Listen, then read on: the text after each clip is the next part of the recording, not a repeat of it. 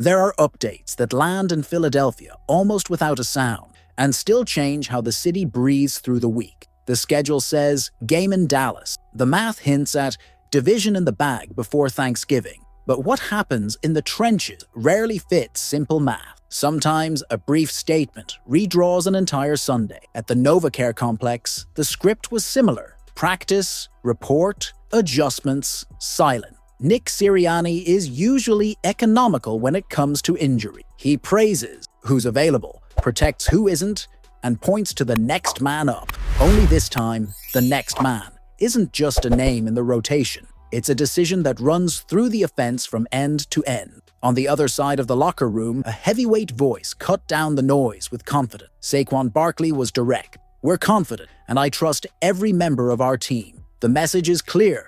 There's internal conviction that the group is ready to respond. Meanwhile, at the heart of the line, another question was being tallied. Cam Jurgen, working through the concussion protocol, returned to the field, practiced on consecutive days, and even took first-team reps in individual drills. Green light, almost. If not, the machine doesn't stop. Brett Toth is on standby to lock down the middle and keep the checks alive against Dallas's multiple pressure. On the edges, two rookies also signaled they're physically ready. Miles Hinton, back, and Willie. Lampkin, knee, ankle, both in their 21-day post-IR window. All of that sets the scene, but it's not the whole picture. The piece of news that looks small and weighs a ton involves a specific spot on the field, the place where the opponent's best pass rusher usually lives, and where a 1-second delay turns into a strip sack. The team's recent track record without that piece isn't pretty. 12 wins and 23 losses when he doesn't play. Philadelphia has seen this movie and knows how it tends to end when improvisation becomes routine. On the other side of the ball, Dallas leads the league in passing offense. That means Micah Parsons on stunts, twists crashing inside, disguised pressure to force late adjustments, a fast nickel attacking the B-gap. It also means their play action speeds up if your protection hesitates. In weeks like this, every staff decision matters. Who starts on the right? Who anchors inside? Who makes the slide call? Who comes up from IR?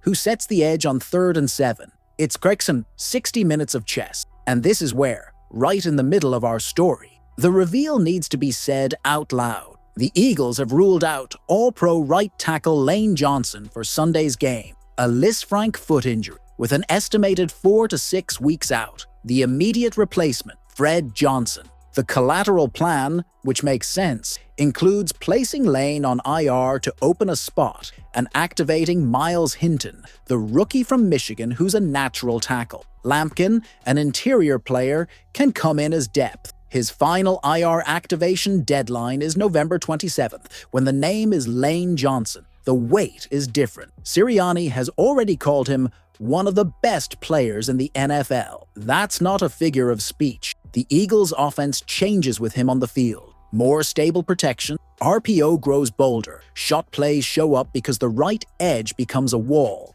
and the run game flows better outside with well-timed down blocks and kickouts. Without him, the margin for error tightens, and the plan needs more quick answers, tight end chips, guard help, pocket movement, a faster tempo on 1st and 2nd down to avoid long third. That's why the collective backing matters. And now, with the board exposed, Fred Johnson steps into the spotlight. He's not arriving empty-handed. Big frame, anchor, enough experience to recognize looks and not panic when the protection slides. Even so, the manual is clear. Protect the new starter, vary tempo, and give the tackle situational help, especially against Parsons and his alignment variation. It's a night to buckle the chin strap and play ugly when necessary. While the right side searches for stability, the middle has to be loud. With Jurgens close to returning, and Toth ready if needed, the ID calls at the line of scrimmage can't fail. Dallas creates confusion,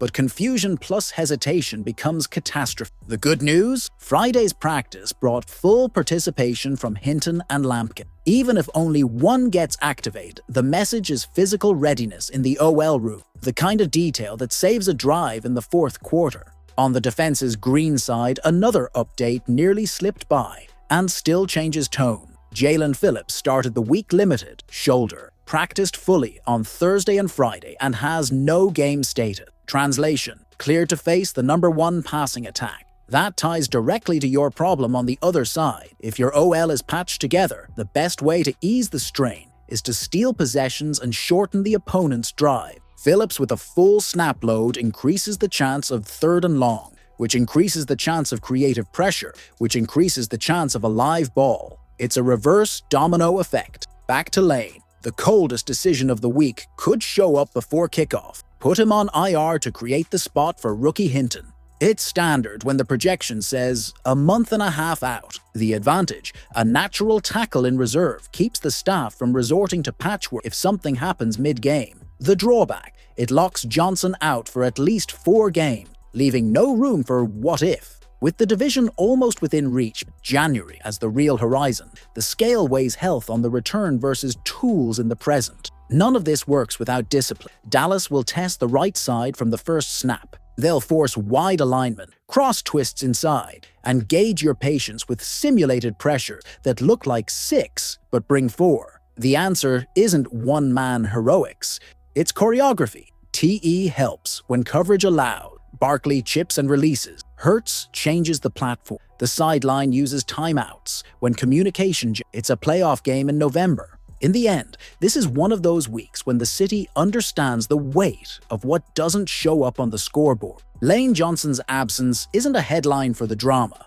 It's a headline for the physics. Half a second less to throw. Half a step more for the edge rusher. Half a centimeter less in the slant window. That's how drives die. And it's also how mature teams survive. By adjusting, protecting weak spots, and doubling down on strength, Philadelphia has sailed rougher seas. If the plan is well executed, with Fred Johnson solid enough, Jurgens back, or Toth efficient, Hinton activated, Lampkin on the radar, and Phillips unleashed to hunt, Sunday night in Dallas can become a thesis in resilience. And if it isn't pretty, let it be functional. In November, functional often wins the division. In January, it wins what really matters.